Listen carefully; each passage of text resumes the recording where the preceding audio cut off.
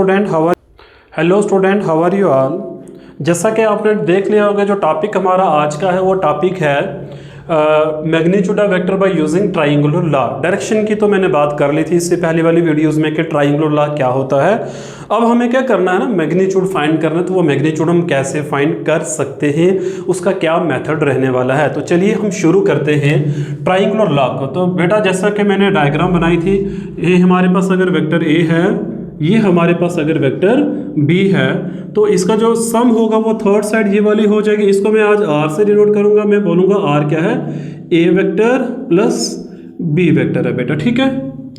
अब हमें ना इस आर का मैग्नीट्यूड निकालना है कि what is the magnitude of R. उसके लिए हम क्या करेंगे ना, यहाँ पे थोड़ा सा इस डायग्राम को एडजस्ट करना है, थोड़ा सा हमें ठीक करना है। ठीक ही करेंगे बेटा। आप क्या करो ना, यहाँ से एक परपेंडिकुलर ड्रॉप करो, एक परपेंडिकुलर हम नीचे ड्रॉप कर देते हैं जस्ट लाइक दिस, और इसको बैक प्रोड्यूस कर लेते हैं, ठीक है।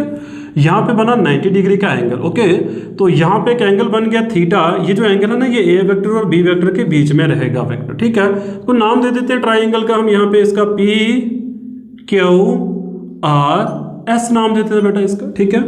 तो हमें क्या करना है, अब हमें ये क्यू एस को ढूंढना है, दूसरा हमें आर एस को ढूंढना है। जब हम ये ढूंढ लेंगे तो हम पीजीटी का यूज करके आर को फाइंड कर लेंगे। तो इतना मुश्किल काम तो है नहीं है। तो चलिए देखिए, सबसे पहले इस ट्राइंगल की अगर हम बात करें, क्या ये 90 डिग्री की लग रही है? हाँ भाई लग रही है, क्यों नहीं लग रही। तो फाइंड हमने क्या करना है, सबसे पहले एक तो हम आर एस ढूंढेंगे और दूसरा हमने क्या ढूंढना है, क्यू एस को हम सॉल्व करेंगे। ये क्या आते हैं, तो इसके लिए हम क्या यूज करेंगे, ट्रिग्नोमेट्रिक रेशियोज का भी बेटा यूज करना है हमने, ठीक है। तो ये जो साइड हमें गिवन है बी, इसका हम सपोज कर लेते हैं कि ये जो क्यू आर है ना, क्यू आर जो है मेरे पास, इसका जो मैग्नीट्यूड है वो कितना, बी के बराबर है। और जो पी क्यू है, इसका मैग्नीट्यूड किसके बराबर है, ए के बराबर है, ओके। तो अब देखिए ट्राइंगल, इन राइट ट्राइंगल कौन सी, आर एस क्यू के अंदर मुझे पहले ये आर एस चाहिए। तो आर एस परपेंडिकुलर है और ये वाला हाइपोटेन्यूज है। तो परपेंडिकुलर अपॉन हाइपोटेन्यूज बेटा किसके बराबर होता है, R S upon R Q बराबर हो जाएगा साइन थीटा के। Theta is the angle. तो आर एस मेरे पास किसके बराबर आ जाएगा, इसको क्यू आर लिख लो आप, क्यू आर, ठीक है ना। तो क्यू आर साइन थीटा हो जाएगा बेटा। तो क्यू आर की वैल्यू किसके बराबर है, बी के बराबर। तो मतलब आर एस जो है उसकी वैल्यू है बी साइन थीटा आ गई है, ठीक है। इसी तरीके से सिमिलर वे में हम क्या करेंगे, इस क्यू एस को भी हमने ढूंढना है। तो इसी ट्राइंगल का यूज करके मैं लिखूंगा Q S upon Q R, ये बेटा बराबर हो जाएगा cos ऑफ थीटा के, बिकॉज बेस अपॉन हाइपोटेन्यूज है ये। तो यहां से क्यू एस किसके बराबर आ जाएगा, क्यू आर cos थीटा के। तो क्यू आर की वैल्यू अभी हमने पढ़ी है किसके बराबर होगी, बी के बराबर हो जाएगी। तो क्यू एस भी निकल गया, आर एस भी निकल गया। अब हम आर की वैल्यू को फाइंड कर सकते हैं कि ये जो आर रिजल्टेंट वेक्टर है ना हमारे पास, ये किसके बेटा बराबर हो जाएगा। तो ये वैल्यूज आपने याद रखनी है। अब मैं आर को ढूंढने जा रहा हूं, तो इसका स्क्रीनशॉट आप लेना चाहो तो ले सकते हो, ठीक है। तो चलिए देखिए, अब ये वैल्यूज आपने याद रखनी है कि क्या क्या वैल्यूज आई थी, ओके। दिल तो बच्चा है जी अभी तो कच्चा है। Find R, okay, find R को हम फाइंड करेंगे तो यूजिंग पीजीटी, किसका यूज करेंगे बेटा, पाइथागोरस थ्योरम का। अब राइट ट्रायंगल हमारे पास कौन से है, in right triangle P S R right triangle है, ओके। तो इसमें यूज करिए पीजीटी का फार्मूला। तो क्या आ जाएगा, R square equal to P S का स्क्वायर प्लस आर एस का स्क्वायर हो जाएगा। That's R square equal to P S किसके बराबर है, पी एस को मैं लिख सकता हूँ P Q plus Q S का होल स्क्वायर लिख सकता हूँ मैं इसको, ठीक है।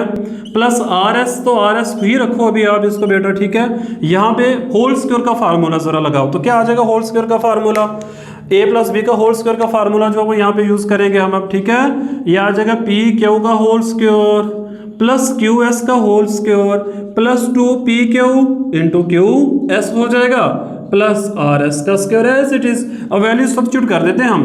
पी क्यू की वैल्यू किसके बराबर थी, ए के बराबर, तो ए का स्क्वायर। क्यू एस अभी हमने सॉल्व किया था, क्यू एस किसके बराबर आया था, B cos theta, B cos theta का होल स्क्वायर आ जाएगा बेटा यहाँ पे, प्लस 2 पी क्यू की जगह ए, क्यू एस की जगह बी कॉस थीटा आ जाएगा, प्लस आर एस की वैल्यू भी हमने निकाली थी, आर एस किसके बराबर आया था, बी साइन थीटा के बराबर है। इसका होल स्क्वायर कर लेते हैं, बस सॉल्व हो चुका क्वेश्चन, ज्यादा समय अब मैं आपका नहीं लूंगा।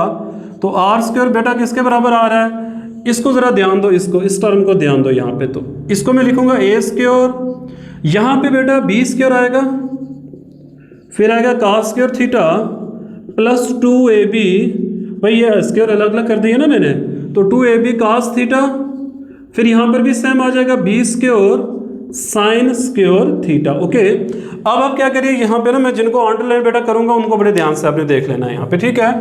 ये चीज़ आपने ध्यान से देखनी है, ये और हमारे पास ये जो है, इन दोनों में से क्या कॉमन आएगा, यहाँ पे मैं लिखने वाला हूँ, ठीक है। ये जगह मेरे पास खाली पड़ी हुई है, कब यूज़ करेंगे, अभी यूज़ कर लेते हैं इसका।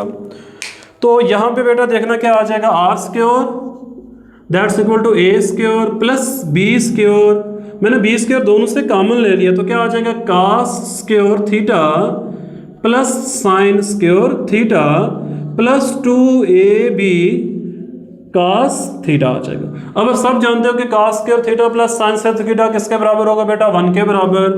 तो आर स्क्वायर इक्वल टू क्या आ जाएगा, A square plus B square plus 2ab cos theta. अब हमें तो आर चाहिए ना कि आर स्क्वायर चाहिए, तो आप बच्चा जानता कि यहाँ पे सर ने क्या करना है, स्क्वायर को शिफ्ट कर दिया मैंने, तो इस पूरे का रूट बनेगा, आएगा A square plus B square plus 2ab cos theta. बेटा इस लॉ का एक नाम है ना, ये जो आंसर आया ना हमारा वेक्टरों को ऐड करने का, मैग्नीट्यूड निकालने का फार्मूला, इसको बोलते हैं law of cosine, remember it, इसको बोलते हैं लॉ ऑफ को साइन बोला जाता है। आई होप कि ये कंसेप्ट आपको समझ में आया होगा। स्क्रीनशॉट लेना तो ले लो, बड़ा आसान है, मैंने को बड़ा लंबा चौड़ा काम तो बेटा किया नहीं है, मैंने बहुत सिंपल काम आप बच्चों के लिए किया। अब मैंने क्या करना है ना, इससे कुछ स्पेशल केसेस आपको समझाने, ठीक है ना। ये जो लॉ निकल कर आया, इससे कुछ स्पेशल केसेस की मैं बात करूंगा, तो आप यहाँ तक इसका स्क्रीनशॉट ले लो, फिर हम आगे को मूव करते हैं। चलिए देखिए, अब मैंने ना ये जो मेरे पास आया ना आंसर जो आया, मैग्नीट्यूड जो बेटा आया है, इस मैग्नीट्यूड का यूज करके कुछ मैंने इंपॉर्टेंट रिजल्ट डिस्कस करने हैं। तो चलिए देखिए वो इंपॉर्टेंट रिजल्ट क्या है अब हमारे पास। ओके, अगर ऐसा हो गया, पहला केस बड़े ध्यान से देखना, अगर ए किसके पैरेलल हुआ, बी के पैरेलल, मतलब ए वेक्टर किसके पैरेलल हुआ, बी वेक्टर के, तो इसका मतलब क्या, थीटा क्या हो जाएगा, 0 डिग्री बेटा। तो अगर ए वेक्टर बी के पैरेलल हो गया तो इसका क्या मतलब है कि थीटा 0 डिग्री हो जाएगा। जब थीटा 0 डिग्री हो जाएगा तो कास 0 डिग्री की वैल्यू क्या होती है, 1 के बराबर हो जाएगी। तो हमारा आर किसके बराबर आ जाएगा, तो देखना ध्यान से आप, A square plus B square plus 2ab cos की जगह क्या आ जाएगा, 1 आ जाएगा। तो क्या आ जाएगा मेरे पास, A square plus B square plus 2ab। बेटा मैं डायरेक्ट भी आपको करवा सकता था, बट एक्सप्लेन करने का कुछ मजा ही अलग होता है, ठीक है ना। तो ये जो है ना, ये पूरा a प्लस बी का होल स्क्वायर का फार्मूला बन चुका है, तो इसमें लिखेंगे a प्लस बी का होल स्क्वायर। अब जानते हो कि ये स्क्वायर और रूट क्या हो जाएगा, यहाँ से कैंसिल हो जाएगा, तो r मेरे पास क्या आ जाएगा, a प्लस बी हो जाएगा।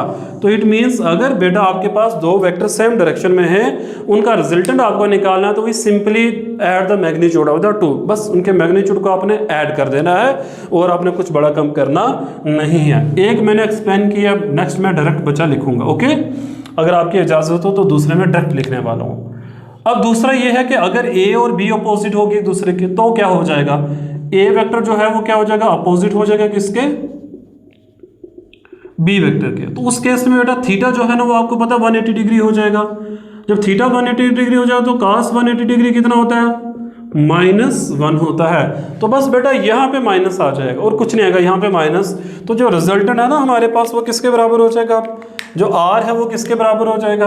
तो जब दो वेक्टर आपस में अपोजिट हो जाएं तो उनका मैग्नीट्यूड निकालने का तरीका है कि दोनों को क्या कर दो, आप माइनस कर दो, मतलब a माइनस बी कर दो, जब दो वेक्टर अपोजिट हो जाए एक दूसरे के। ओके, एंड थर्ड वन पे आपको पता है मैं किसकी बात करने वाला हूँ, अगर a वेक्टर जो है किसके परपेंडिकुलर हो जाए, बी वेक्टर के परपेंडिकुलर हो जाए, तो थीटा बेटा हो जाएगा 90 डिग्री, और बचा जानता है कि कास 90 कितना होता है, 0 होता है। तो r किसके बराबर आ जाएगा, फिर जब पूरे फार्मूला वैल्यूज पुट करोगे ना यहाँ पे, मतलब पूरा फार्मूला हमारा मैंने मिटा दिया ना, फार्मूला मैं यहाँ पे लिख देता हूँ। जो r हमारा था वो क्या था, a square plus B square plus 2ab cos theta था ना, तो इसकी जगह 0 आ जाएगा, तो ये पूरी टर्म 0 बन जाएगी। तो बचेगा क्या, a square plus B square बच जाएगा।